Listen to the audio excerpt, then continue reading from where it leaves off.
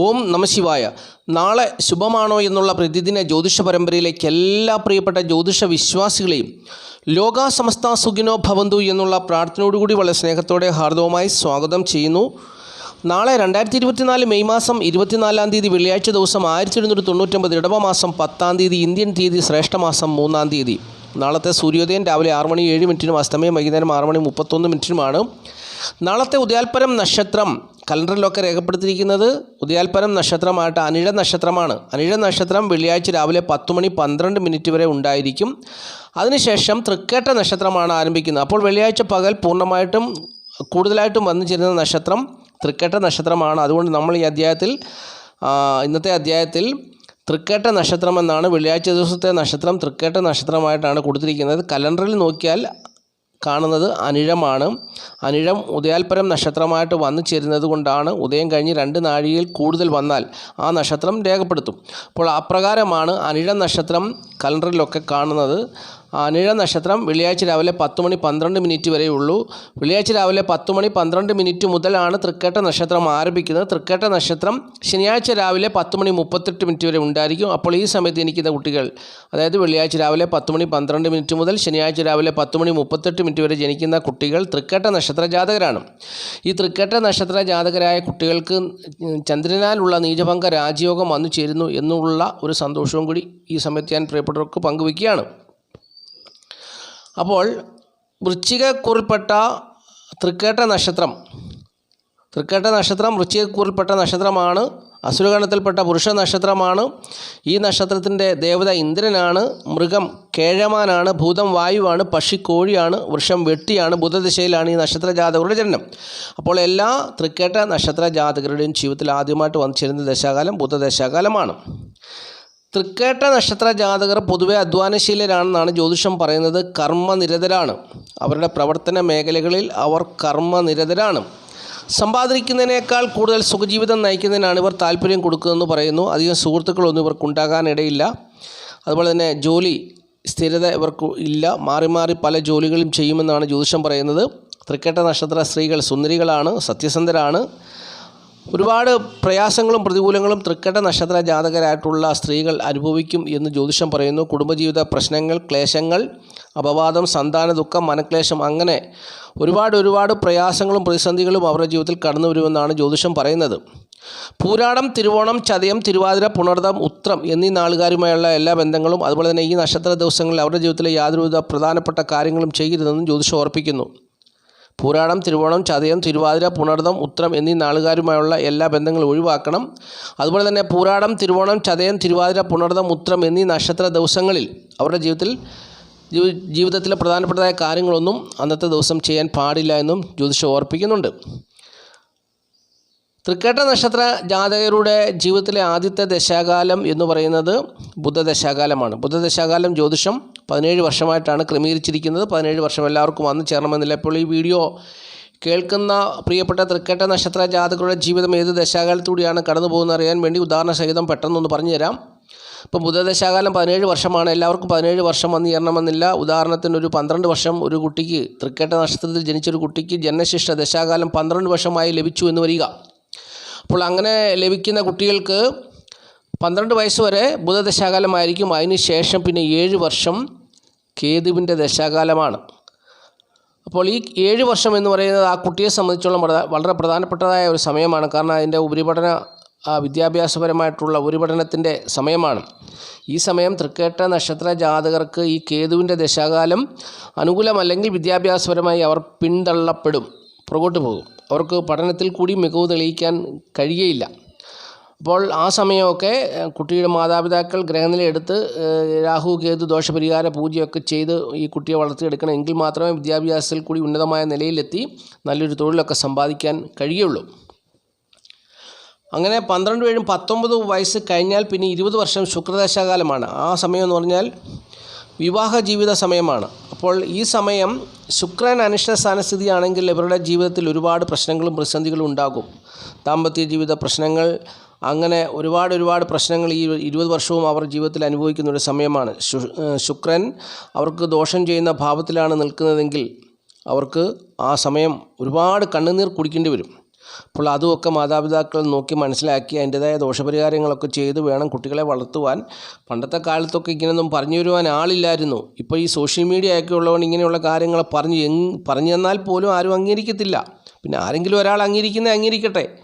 ഒരു കുടുംബം എല്ലാം രക്ഷപ്പെട്ടെ, ഒരു വ്യക്തി ജീവിതമെങ്കിലും രക്ഷപ്പെടട്ടെ എന്നുള്ളൊരു ഉദ്ദേശത്തിലാണ് ഞാനിത് പറഞ്ഞു തരുന്നത്.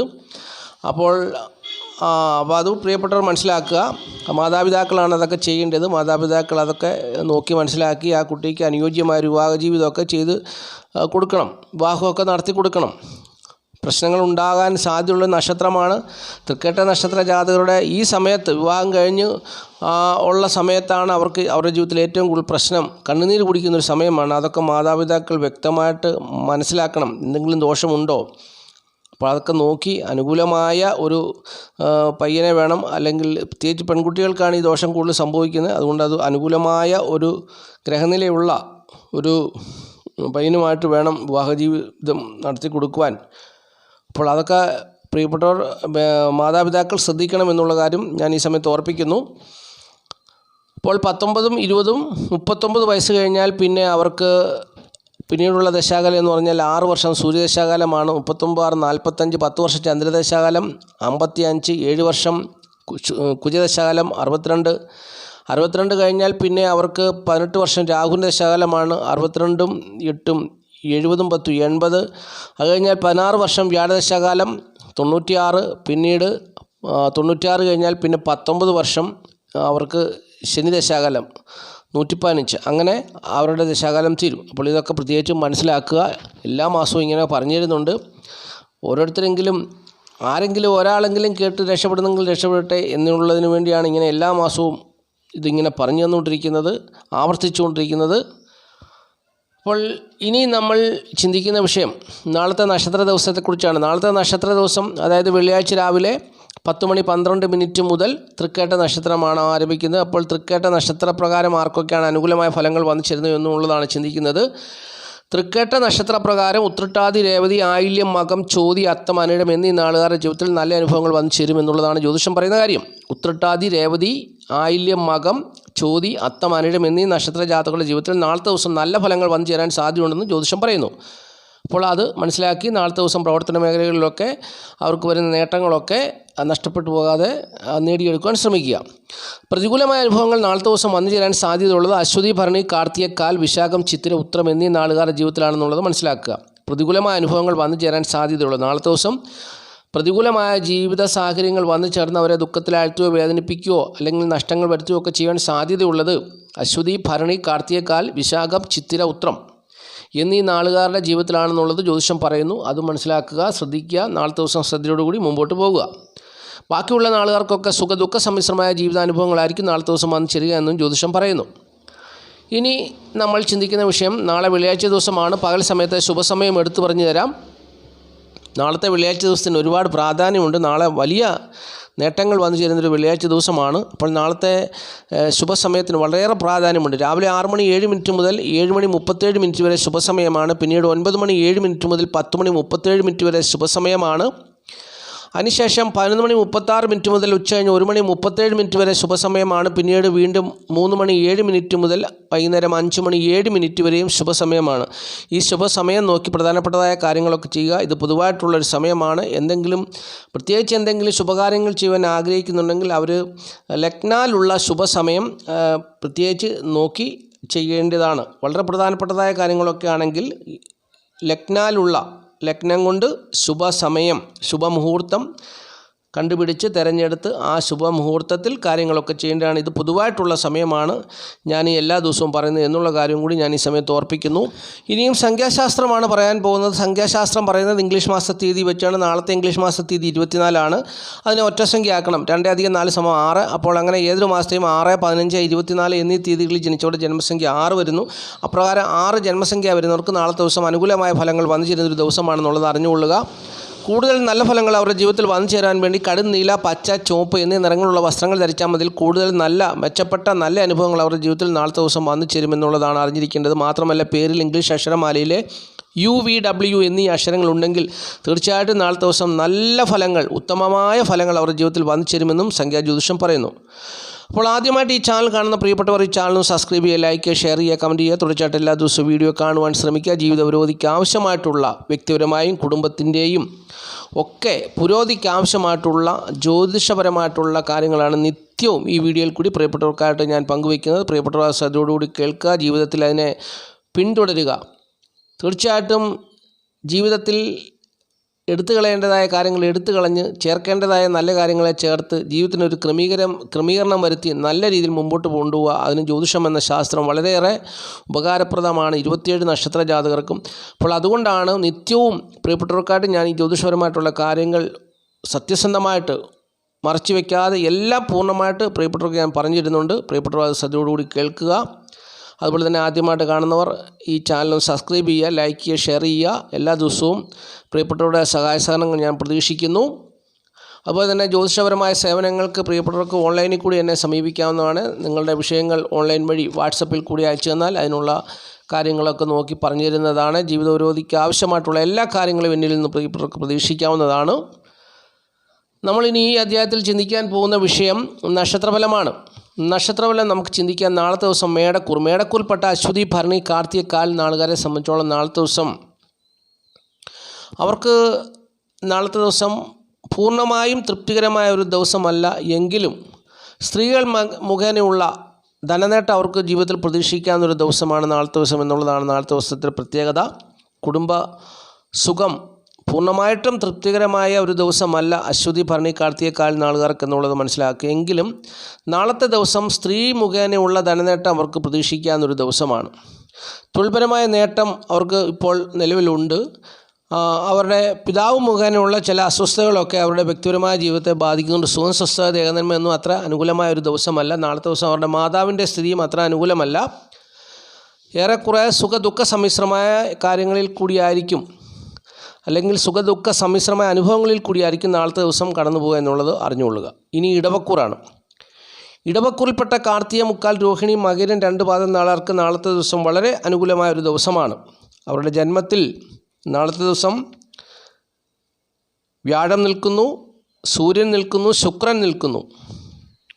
ഇവിടെ സൂര്യനും ശുക്രനും ശത്രുക്കളാണെങ്കിലും സൂര്യന് വലിയ കാര്യമായ സ്വാധീനമൊന്നുമില്ല.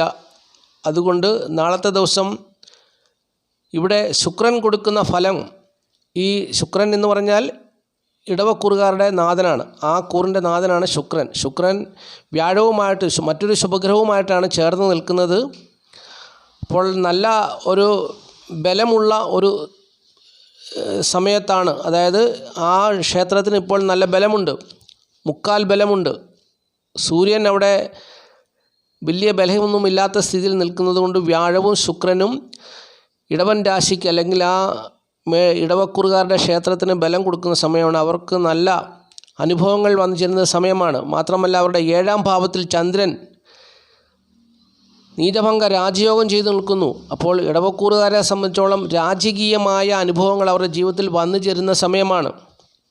ഈ വ്യാഴവും വെള്ളിയും ഒക്കെ അവരുടെ ജീവിതത്തിൽ നല്ല അനുഭവങ്ങൾ വന്നു ചേരുന്ന ദിവസമാണ്.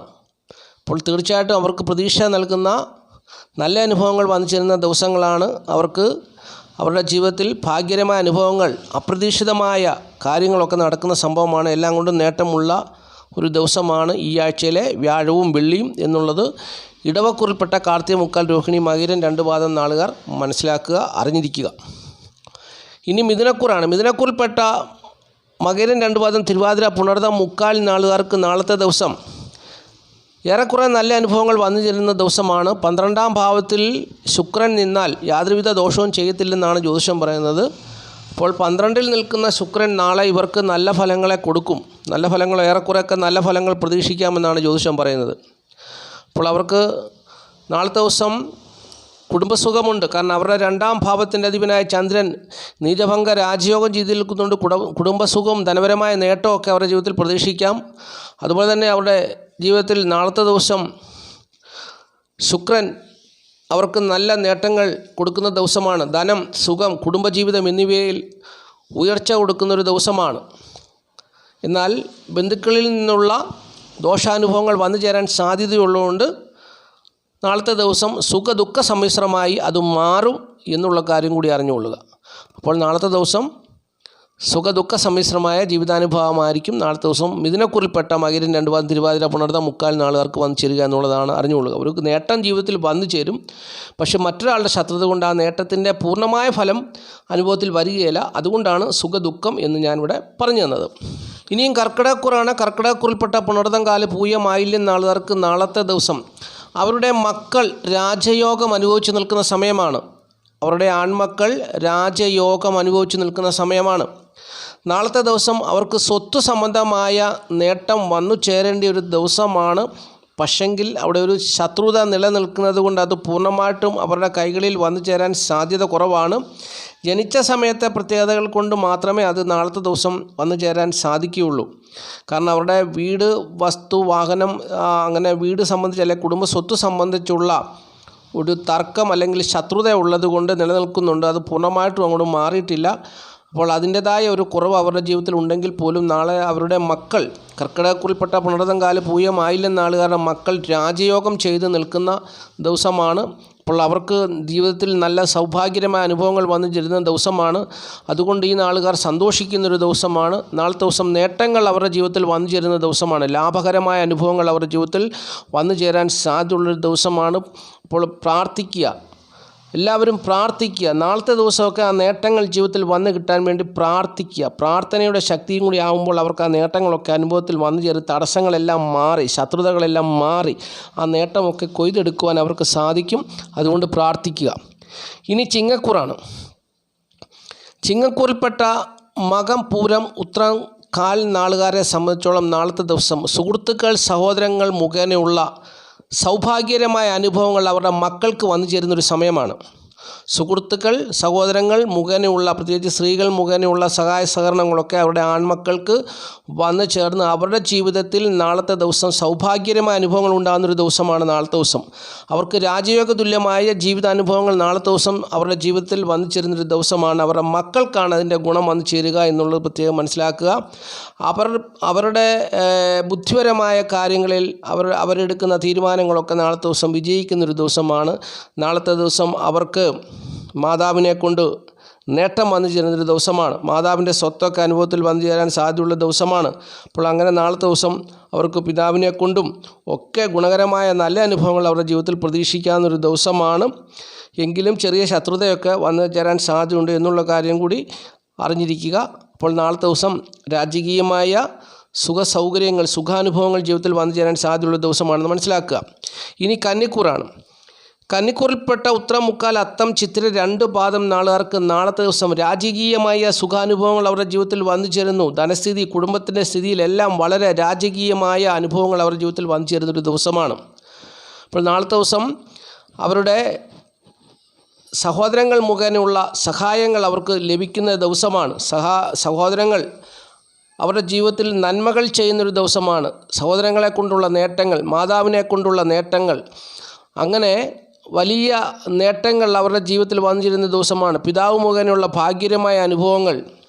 പക്ഷേ എങ്കിലും അവരുടെ ജീവിതത്തിൽ ശത്രുതകളൊക്കെ നിലനിൽക്കുന്നുണ്ട്. എങ്കിൽ പോലും നാളത്തെ ദിവസം ജനിച്ച സമയത്ത് അവരുടെ ഗ്രഹനിലയിൽ ഗ്രഹങ്ങളൊക്കെ നല്ല സ്ഥിതിയിൽ നിൽക്കുന്ന ജാതകരാണെങ്കിൽ അവർക്ക് നാളത്തെ ദിവസം തീർച്ചയായിട്ടും രാജകീയമായ സുഖ സൗകര്യങ്ങളൊക്കെ അവരുടെ ജീവിതത്തിൽ വന്നു ചേരുന്നൊരു ദിവസമാണെന്നുള്ളത് അറിഞ്ഞുകൊള്ളുക. ഇനിയും തുലാക്കൂറാണ്. തുലാക്കൂറിൽപ്പെട്ട ചിത്ര 2 പാദം, ചോതി, വിശാഖം, മുക്കാൽ നാളുകാർക്ക് നാളെ ധനപരമായും കുടുംബപരമായും നല്ല അനുഭവങ്ങൾ വന്നു ചേരുന്ന ദിവസമാണെങ്കിൽ പോലും നാളത്തെ ദിവസം അവിടെ കഷ്ടതയോ പ്രയാസമോ ശത്രുതയോ ഒക്കെ വന്നു ചേരാൻ സാധ്യതയുണ്ട് എന്നുള്ള കാര്യം പറയാം. നേട്ടങ്ങൾ വന്നു ചേർന്നാൽ പോലും അവിടെ ഒരു ശത്രുതയോ അല്ലെങ്കിൽ ഒരു അഭിപ്രായ വ്യത്യാസത്തിനോ സാധ്യത കാണുന്നു. അതുമൂലം ഒരു സുഖം സ്വസ്ഥ ഇല്ലാതാകുന്നൊരു സാഹചര്യം വന്നു ചേരുന്നു.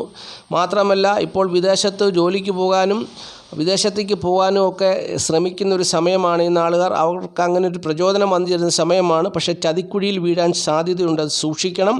അപ്പോൾ അപ്രകാരമുള്ള അനുഭവങ്ങൾ നിലനിൽക്കുന്ന ഒരു സമയമാണ് ഈ സമയം. അത് ഞാൻ പ്രത്യേകിച്ച് എന്നും പറയുന്നുണ്ട്. അത് ചതിക്കുഴിയിൽ വീഴാതെ സൂക്ഷിക്കുക. നാളത്തെ ദിവസം ധനനേട്ടം, കുടുംബസുഖമൊക്കെ അവർക്ക് പ്രതീക്ഷിക്കാവുന്നതാണ്. മാതാവ് മുഖേനയുള്ള ധനസ്ഥിതി, മെച്ചമായ ധനനേട്ടമൊക്കെ പ്രതീക്ഷിക്കാവുന്നൊരു ദിവസമാണ്. കുടുംബത്തിൻ്റെ സ്ഥിതി മെച്ചമാണ്. കുടുംബത്തിൽ രാജകീയമായ സൗകര്യങ്ങൾ, സുഖാനുഭവങ്ങളൊക്കെ വന്നു ചേരാൻ സാധ്യതയുള്ള ദിവസമാണ്. അപ്പോൾ എല്ലാം കൊണ്ടും നേട്ടമുള്ള ദിവസമാണ്. പക്ഷേ ശത്രുതയും ചതിയും അവരുടെ ജീവിതത്തിൽ പ്രതീക്ഷിക്കണം. അത് വന്നു ചേരാൻ സാധ്യതയുണ്ട്. ഒളിഞ്ഞോ തെളിഞ്ഞോ ഒക്കെ വന്നു ചേരാൻ സാധ്യതയുണ്ട് എന്നുള്ള കാര്യം കൂടി ഞാൻ മുൻകൂട്ടി പറഞ്ഞു തരികയാണ്. ഇനി വൃശ്ചികക്കൂറാണ്. വൃശ്ചികക്കൂറിൽപ്പെട്ട വിശാഖം, കാൽ, അനിഴം, കേട്ട നാളുകാർക്ക് നാളത്തെ ജീവിതത്തിൽ അവരുടെ ദാമ്പത്യ ജീവിത ഭാര്യ ഭർത്താവ് മുഖേനയുള്ള സൗഭാഗ്യകരമായ അനുഭവങ്ങൾ, അത് ഭാര്യയും ഭർത്താവിൻ്റെ സ്വത്ത് സംബന്ധിച്ചുള്ള അല്ലെങ്കിൽ ഭാര്യയും ഭർത്താവിൻ്റെ സമ്പാദ്യങ്ങൾ അല്ലെങ്കിൽ അവർ മുഖേന ധനനേട്ടം വന്നു ചേരുവാൻ സാധ്യതയുള്ളൊരു ദിവസമാണെന്നുള്ളത് അറിഞ്ഞുകൊള്ളുക.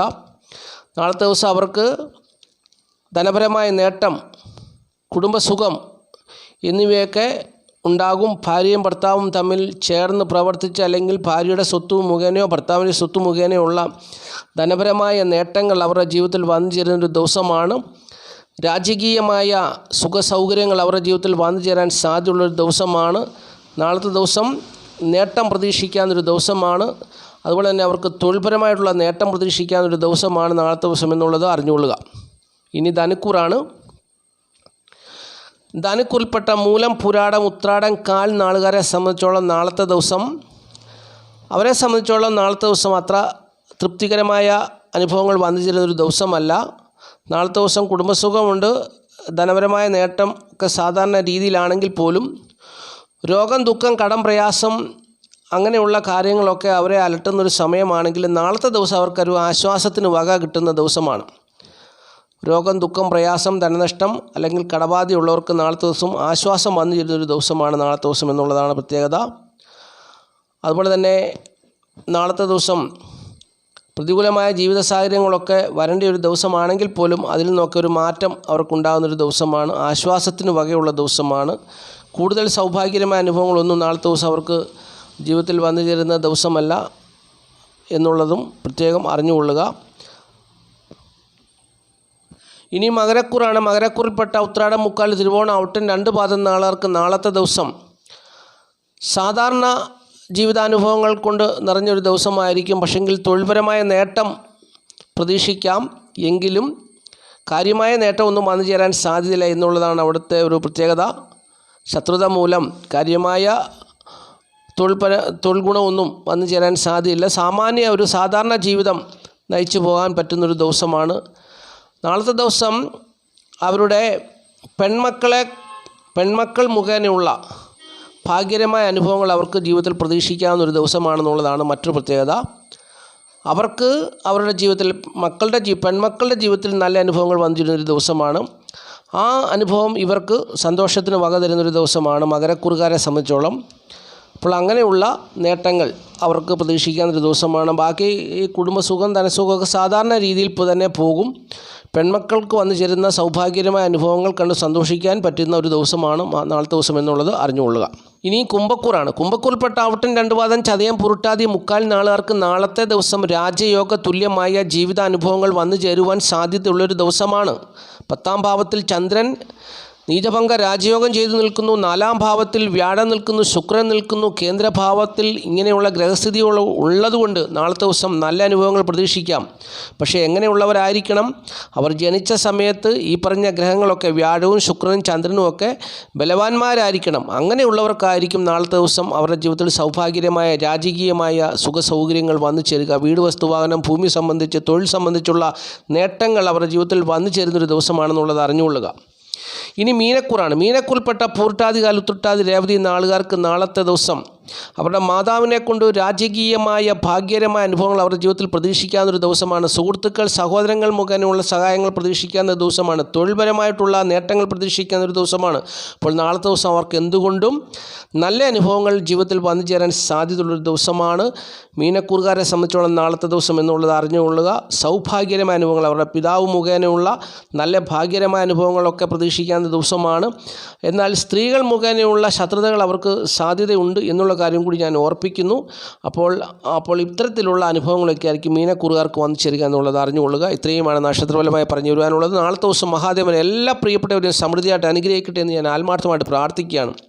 ഈ വീഡിയോ കാണുന്ന ഓരോ വ്യക്തികളെയും അവരുടെ കുടുംബത്തെയും അവർക്കുള്ള സകലതിനെയും മഹാദേവൻ അനുഗ്രഹിക്കണം. മഹാദേവൻ്റെ ശക്തിയാൽ അവരുടെ ജീവിതത്തിൽ അഭിവൃദ്ധി ഉണ്ടാകണം, സമാധാനം ഉണ്ടാകണം, സന്തോഷമുണ്ടാകണം, അവരുടെ ജീവിതത്തിൽ പുരോഗതി ഉണ്ടാകണം. അപ്പോൾ എല്ലാവിധമായ നന്മകളും പ്രിയപ്പെട്ടവർക്ക് വന്നു ചേരട്ടെ എന്ന് ഞാൻ ആത്മാർത്ഥമായിട്ട് മഹാദേവനോട് പ്രാർത്ഥിക്കുന്നു. മഹാദേവൻ്റെ മന്ത്രം പ്രിയപ്പെട്ടവരോട് ചൊല്ലുക. ഓം നമഃ ശിവായ, ഓം നമഃ ശിവായ, ഓം നമഃ ശിവായ മന്ത്രം ചൊല്ലുക. തീർച്ചയായിട്ടും മഹാദേവൻ നിങ്ങളോട് കൂടെ എപ്പോഴും ഉണ്ടായിരിക്കും. നിങ്ങളുടെ ഏതൊരു ആവശ്യത്തിലും മഹാദേവൻ ഓടി വരും. ആപത്തിൽ നിന്നും അനർത്ഥങ്ങളിൽ നിന്നും മഹാദേവൻ നിങ്ങളെ രക്ഷിക്കും. നന്ദി, നമസ്കാരം പറഞ്ഞുകൊണ്ട് നിർത്തട്ടെ. Master mind of knowledge.